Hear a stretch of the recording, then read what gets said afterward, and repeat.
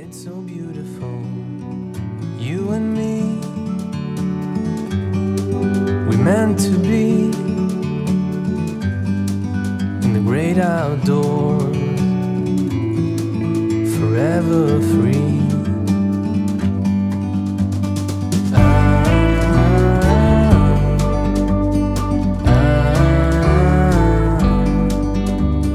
The question has to be asked, where am I today? Well, I'm on the car park of the Black Country Museum in the West Midlands, in Dudley in particular.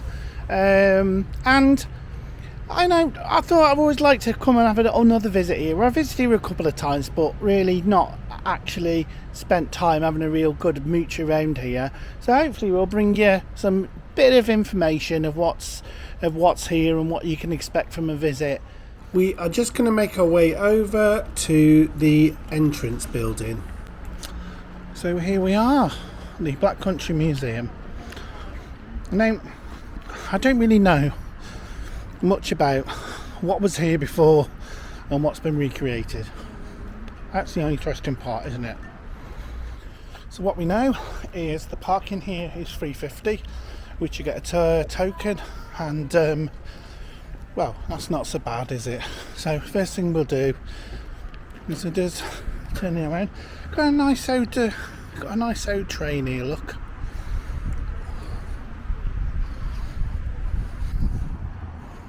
This loco behind me, the Winston Churchill, was actually built on order of the Cadbury Group, and eventually it was sold off, and it was reconditioned and then brought back to life, and then it was actually brought back here to the Midlands again after a trip to Darlington. Then it spent most of its working life at Shot End Colliery near Stourbridge.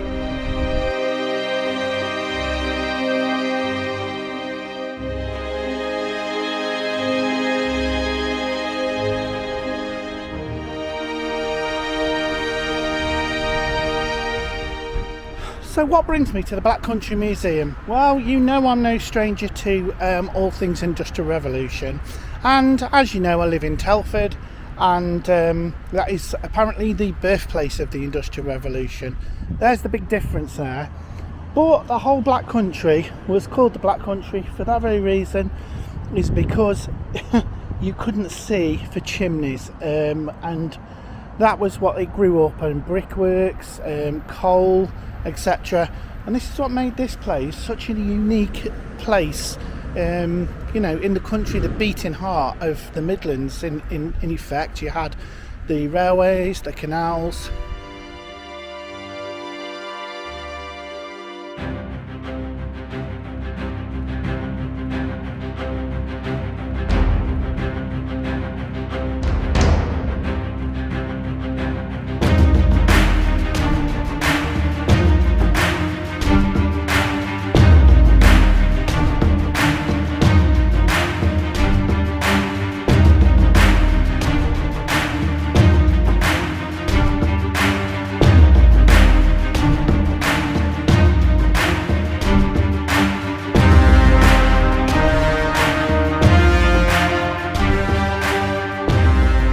Just a little tip: find out where the school children are going and go in the opposite direction, or if there's a systematic way of coming here and walking around it, go the opposite way. So one thing I want to talk about first of all is the price. So it costs about, I'd say, 20 quid to get in here, really. £20 to get in, and yeah, I suppose that's reasonable, really. So this is one of our first buildings, look, Bradburn and Wedge. And actually what we've got here is almost like, I suppose it's like a car dealership, I suppose. And obviously some of the cars, Sunbeam, which we've heard of before. But yeah.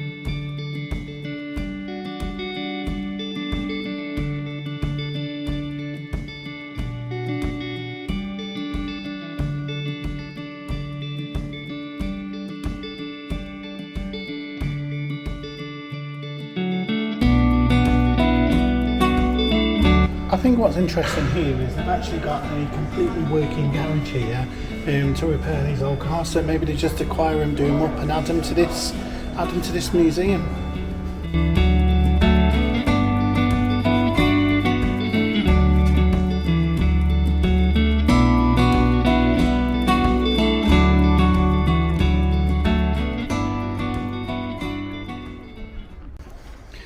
So we've got a Midland Red kind of garage here, and we've got some trolley buses here. And this funny thing about trolley buses is a lot of major cities had trolley buses right back in the day, and you know, they run on electricity, overhead cables, etc.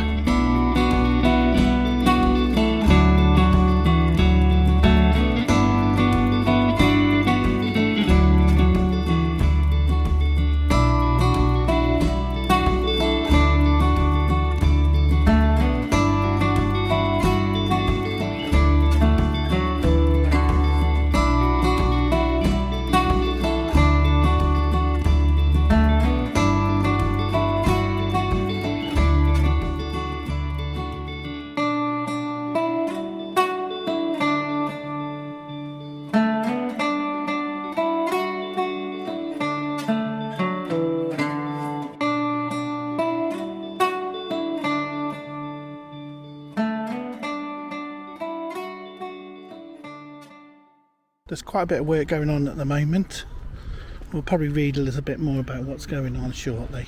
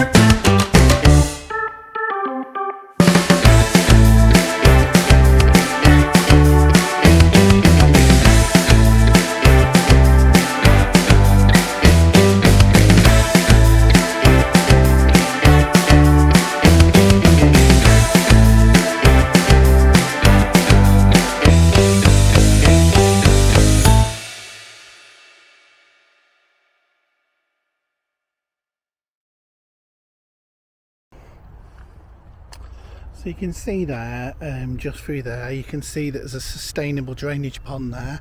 That's very responsible. Obviously they're building these eco buildings, which I assume the runoff will be coming down into them. So that's nice. So over there, what we're walking towards is a Newcomen engine house. Quite a popular engine house back in its time. Not many surviving Newcomen engines are about, but I know there was quite a few in the Telford area.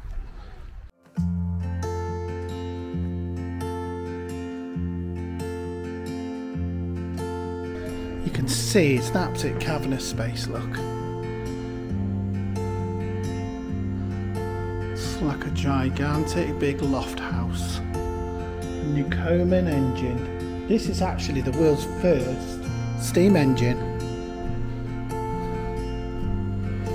So let's go down the steps into the bowels. I'll just pausing for a minute across the top.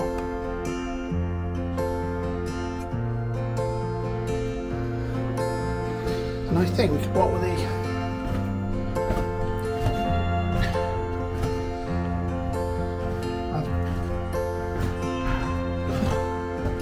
I think one of the unique features of this steam engine was it actually played with atmospheric pressure.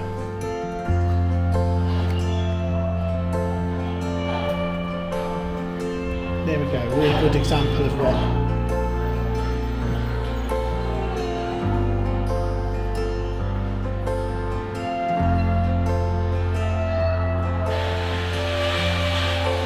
You can see it's commonly used for pumping water out of mines, etc.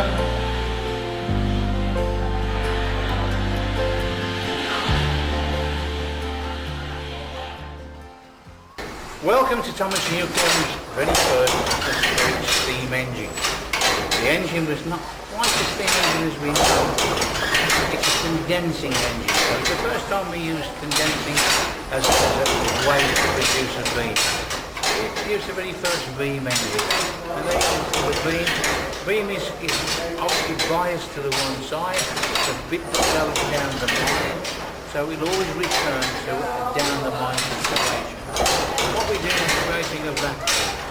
Simple rolling boil of water, ornamentation, which is clockwork if you like. It opens and closes the steam down and then sprays cold water. This has to be done in conjunction with the piston being drawn to the top. As it's drawn to the top it starts steaming, then it's put up and the water is sprayed in a very rhythmic time. Creates a vacuum which brings this beam down. As it goes up again, the beam into the mine is pushing through a very small ball pipe 12 gallons of water. A little bit like a boy squirting the end of the hose to get the extra trajectory. This pushes the water along channels, which lifts it and takes it out. And the beauty of this is that you can put it anywhere you want to. You've got to put this in comparison with 5 men, a long leather bucket, drag the bucket to the surface, tip the water out, drop the bucket back down the hole, and find that most of the water will run back in again. So overnight, the century changed the face of mankind. The steam age started there. For the 100 years we had the locomotive, so that gives us the gateway to that golden opportunity of steam inspiration.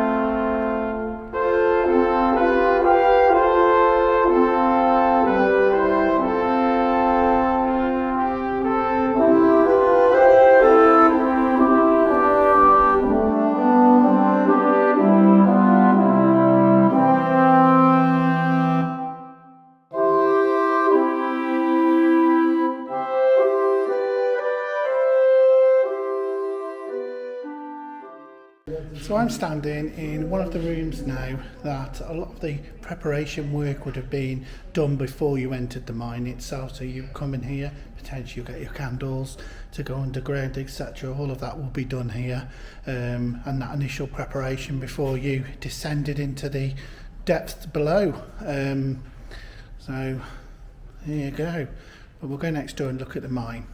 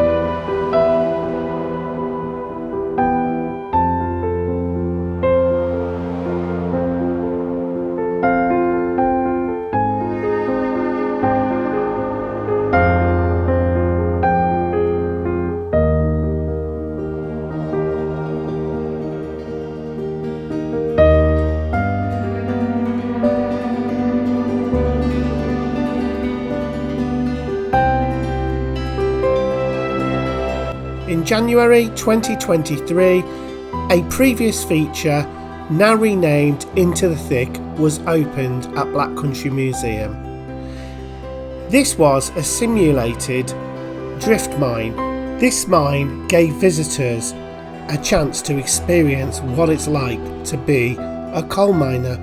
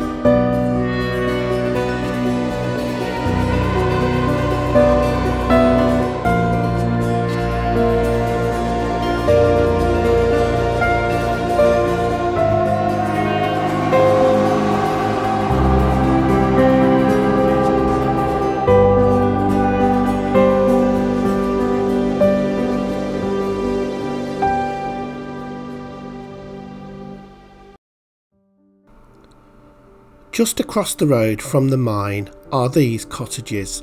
Now these cottages would probably have been owned by either mine supervisors or mine owners because they're quite large, and the miners themselves would have actually lived in 2 up 2 down style properties.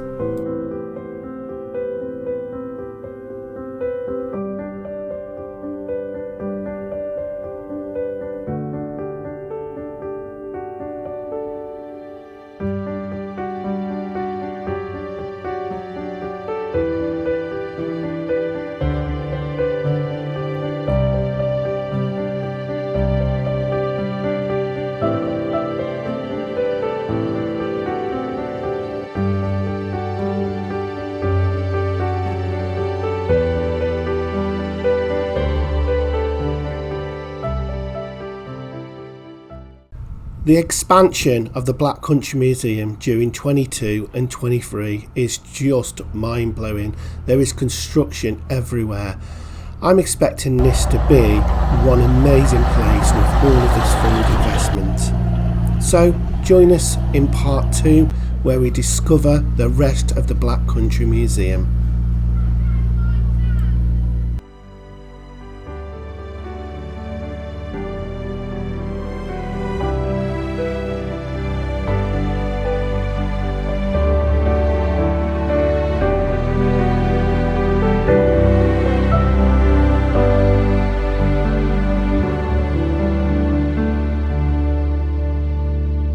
You have been watching episode 14 of Steve's Monumental Adventure. Join us for part 2 of this Black Country special very, very soon.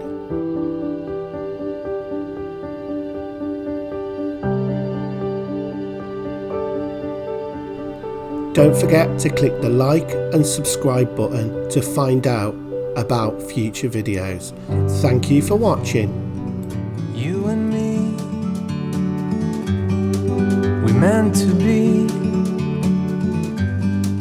in the great outdoors, forever free.